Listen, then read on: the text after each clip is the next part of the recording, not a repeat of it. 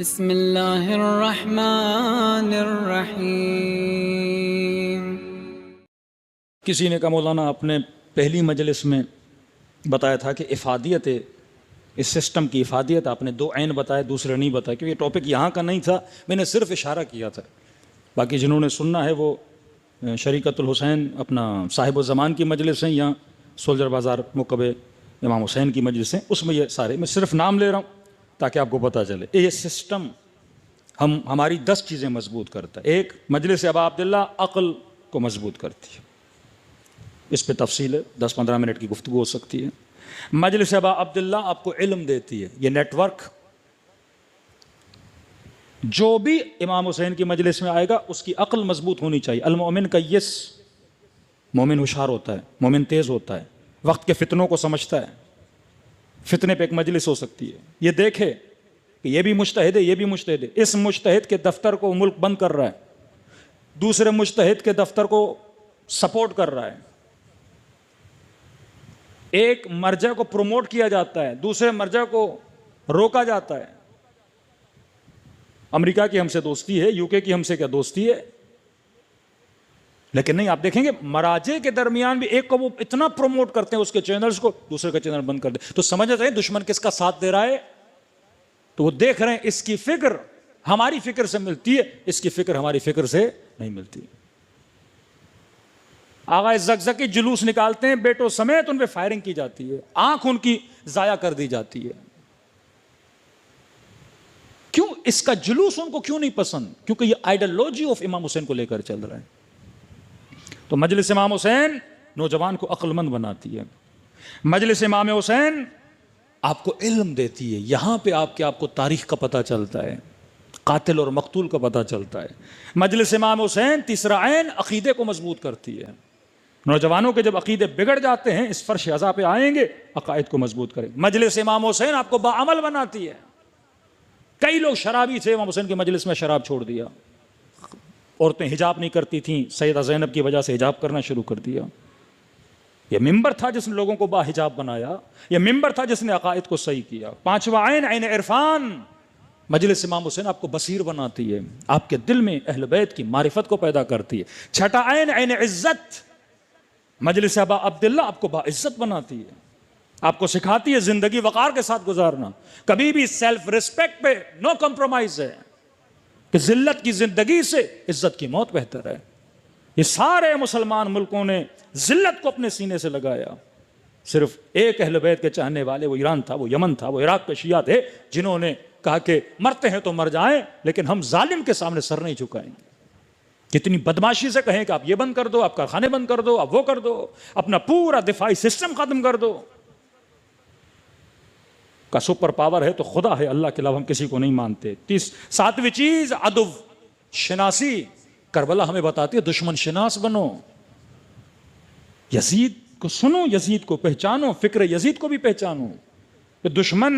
دشمن تمہارے سسٹم کو تباہ و برباد کرنے کے لیے حربے کون سے اپناتا ہے؟ تفرقہ، زیغ۔ یوسف کے بھائی جب گئے نا اتنے سالوں کے بعد بھائی سے ملنے کے لیے، حضرت یوسف فرماتے ہیں کہ تمہارے اور ہمارے درمیان شیطان نے تفرقہ ڈال دیا تھا، اور اس تفرقے نے ہماری پوری فیملی کو اتنے سال ایک دوسرے سے الگ کر دیا۔ یہ شیطان تفرقہ ڈالتا ہے، شیعہ کو شیعہ سے لڑاتا ہے، عزادار کو عزادار سے لڑاتا ہے۔ ساتواں عین عدو۔ آٹھواں عین عواطف، کربلا ہمارے ایموشنز کو صحیح کرتی ہے، کہ ہمارے جذبات، اے جوان اپنے جذبات کو غلط جگہ پہ استعمال نہ کیا کر، غلط محبتوں میں خود کو تباہ و برباد نہ کیا کر، اپنے ایموشنز کو، اپنی انرجیز کو غلط جگہ پہ نہ لگایا کر، صحیح جگہ پہ، صحیح راستے پہ انرجی لگا۔ شہید قاسم کی طرح، شہید حسینی کی طرح، شہید سبط جعفر کی طرح، صاحب علم، صاحب معرفت، اتنے شاعر ہیں کراچی میں، کون سا شاعر جو اپنی شاعری میں پیغام بھی دے؟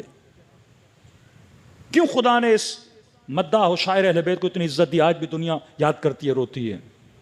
ذکر امام زمانہ کر رہے ہیں اور بتا رہے ہیں منہ کیسے دکھاؤ گے؟ جو غیبتیں کرتے ہیں وہ کیسے منہ دکھائیں گے؟ وہیں پہ پیغام خمس بھی دے رہے ہیں، زکوٰۃ و غریب کا درس بھی دے رہے ہیں، کیونکہ شاعر با بصیر ہے۔ آج کتنے شاعر ہیں جن کے اندر اتنی بصارت ہو، آج کتنے نوح خان ہیں جن کے اندر یہ بصارت ہو۔ وہ چہرے جو شیعوں کے اندر تفریق کا باعث ہیں، جن پہ شیعہ یونائٹڈ نہیں ہیں، جنہوں نے شیعوں کے اندر پھوٹ ڈالی ہے، آج آپ کے بعض نوح خان ان کو اپنے نوحوں میں لا رہے ہیں، پروموٹ کر رہے ہیں. بھائی نوحہ امام حسین کے پیغام کو پروموٹ کرنے کے لیے ادب، ستیزی، دشمن شناسی، ایموشنز، عواطف، نوعین عین عبرت. کربلا عبرت کے لیے ہے. شہید مطہری کہتے ہیں اگر کربلا کے شمر کو پڑھو تو آج کے شمر کو پہچاننے کا حوصلہ رکھو. یزید پہ لعنت بھیج رہے ہو لیکن پہچانو تو صحیح وہ صفات جو اس یزید کے اندر تھیں آج والوں کے اندر ہیں. اس کو پہچانو. مقابلہ نہیں کر سکتے، کم از کم بچوں کو بتاؤ بیٹا یہ یزید ہے، اس سے محبت نہیں کرنی. تبرہ کا مقصد دشمن اہل بیت اگر آج بھی ہے کردار کے اعتبار سے، بچہ اس سے کیا کرے؟ دشمنی کرے گا تو اس کے قریب نہیں جائے گا. یہ نہیں کہ ایئرپورٹ پہ دیکھ لیا کسی وقت یزید کو کہے کہ سیلفی نکالنی، آپ بھی بڑے مشہور ہیں، ایک فوٹو آپ کے ساتھ بھی ہو جائے. یہ تبرج جاہلی کا زمانہ، کس کو یہ تمیز ہونی چاہیے کہ میرے دل میں کشش کس کے لیے ہو. کوئی ایکٹر دیکھا سیلفی، کوئی کرکٹر دیکھا سیلفی، وہیں پہ کوئی مولوی دیکھا سیلفی. یہ سیکولرزم ہے کہ تمیز نہیں ہے مجھے کہ میں کس سے محبت کروں کس سے نفرت کروں. بس شہرت کے پیچھے، کمنٹس کے پیچھے، لائکس کے پیچھے. ایسے ہی لوگ کربلا جاتے ہیں، ایک سیلفی.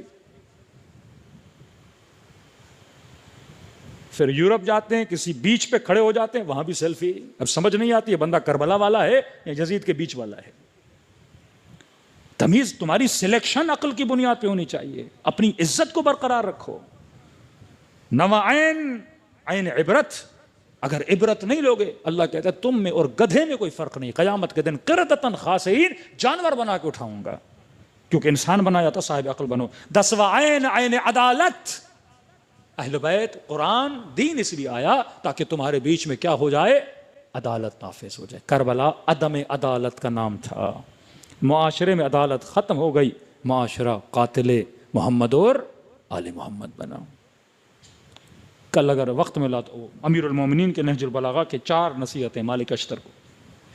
ایک سماج، ایک معاشرہ، ایک نیٹ ورک بنانا چاہتے اس میں 4 چیزیں ہونی چاہیے. اگر یہ 4 چیزیں نہیں، تمہارا نیٹ ورک کبھی کامیاب نہیں ہو سکتا. صلوات پڑھے محمد و آل.